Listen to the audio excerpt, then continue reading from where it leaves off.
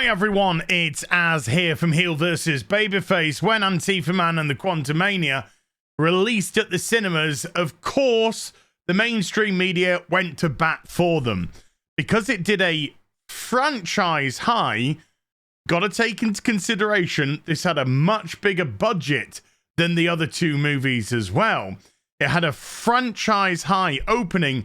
They really played into that to try and make this movie sound as if it was a success. However, it had a horrendous opening weekend, coming in short of 30 to 40 million below their lowest predictions for the actual film itself.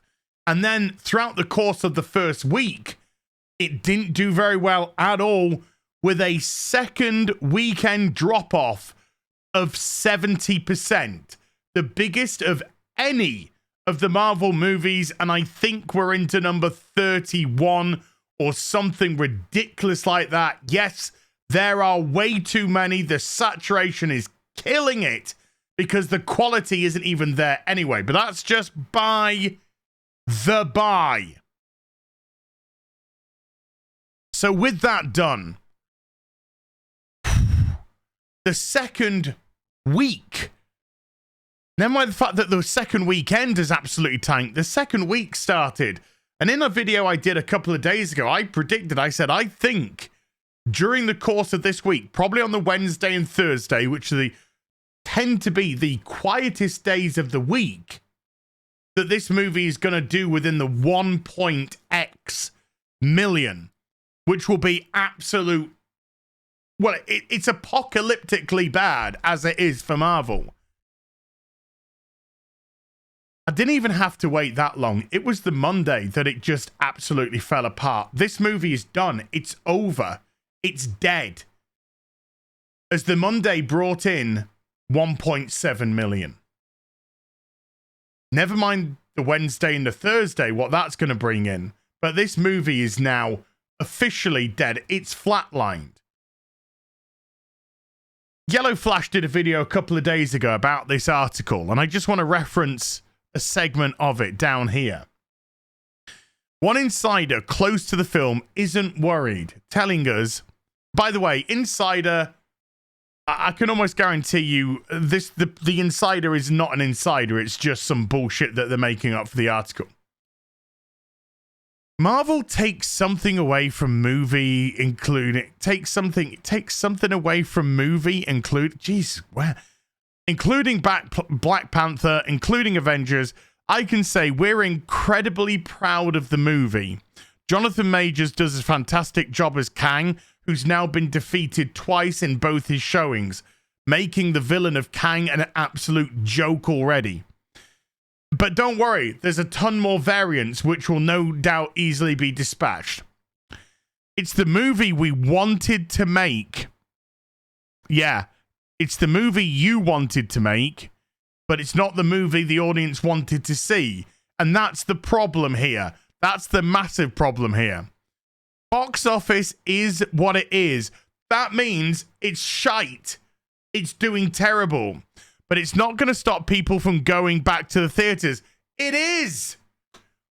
It absolutely 100% is. There is zero rewatch on this. In actual fact, word of mouth is spreading and there's zero watch on this now. So let's actually go to the figures itself. Because normally now, I would do a comparison and I would show how far it's failing behind a movie like Thor, which again, didn't do what they wanted it to. Black Panther, which again, didn't do what they wanted it to do. And Doctor Strange, again, particularly for that opening weekend, did not do what they thought it was going to do coming off the back of No Way Home. And here we are. This is an 88% drop from the previous Monday. 88%. This movie is actively stopping people from going back to the theater. The ones that saw it there are just like, this noise. There is no reason for me to take a friend or a family member back here. There's no reason for me to go back. Unlike something like Spider-Man No Way Home, of course, where people couldn't wait to go back and see it again. Couldn't wait to see Tobey Maguire. Couldn't wait to see Andrew Garfield and Tom Holland, who's massively popular himself, all on the screen at the same time doing Spider-Man shit. Apologies. I meant Spoderman shit. 88% drop. 1.721 million. Less than $400 a theater, because it's not lost any theaters, folks. It's still in the 4,345 theaters that it opened up in. Absolutely, it's dead. So I am going to do a comparison, but as I just mentioned, not Thor, not Doctor Strange, not Wakanda Forever, not Spoderman No Way Home. Look at this. This is going to show you how embarrassing this is. Let's compare it to 3 movies that likely lost money. Black Widow, which absolutely lost money, which did 183 domestically million in its entire run. And Ant-Man, by the way, is currently on 168. Black Widow, on its second Monday, did $3 million. About 45% more than Ant-Man has. And this film died. Died an absolute death. 98 days in the theaters. And it's only 20 million, less than 15 million ahead. Yeah. 15 million ahead of what Ant-Man is right now. And it's doing better at the same stage. This movie lost money. The Eternals, which lost money, which actually in its domestic has done less than Ant-Man has already in its full theatrical run, at the same point, did pretty much the same.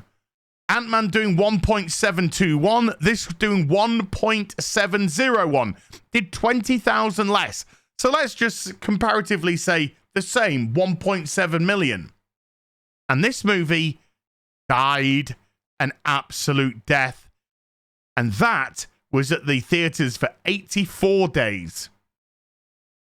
To get its domestic gross, which is currently less than Ant-Man's, and yet performed the same at the same point.